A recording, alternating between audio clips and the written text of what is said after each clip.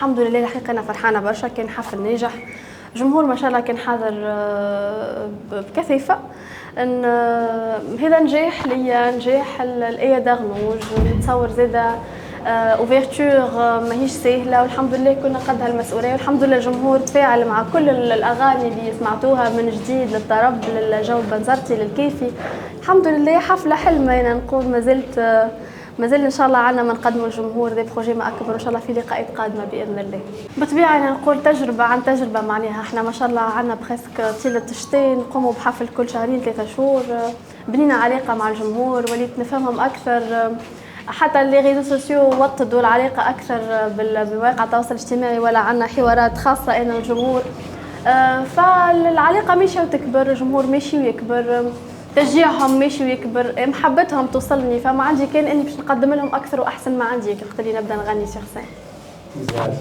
بالطبيعه اول حاجه تحيه كبيره للمايسترو اللي حاضر معنا اليوم، عمل جهد كبير الحقيقه، وحضرنا برمجه يعني التقيناها بالاغنيه وكان حاضر معنا في التفاصيل الكل. خدمنا برشا العازفين زاد يعطيهم الصحه. انا نقول كل حد عنده بلاصته، كل حد عنده اضافه، كل حد ركيزه من ركائز العرض. حاولنا ننوعوا في العرض نتاعنا، حاولنا نجيبوا دي زيليمون زاده نحيوا بها تراث بنزرت، نحيوا بها حضرة بنزرت، نحيوا بها الحامدي البنزرتي. حبينا نغنيوا الكيفي زاده اللي محبوب بصوتي ونرى اللي رساله ندافع عليها، موروث وتراث بلادي وتراث تونس ككل.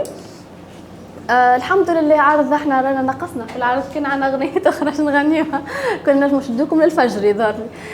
الحمد لله الجمهور قعد معنا ما قلقش، قعد يسمع حتى في اغاني جديده، كان مشجع وداعم.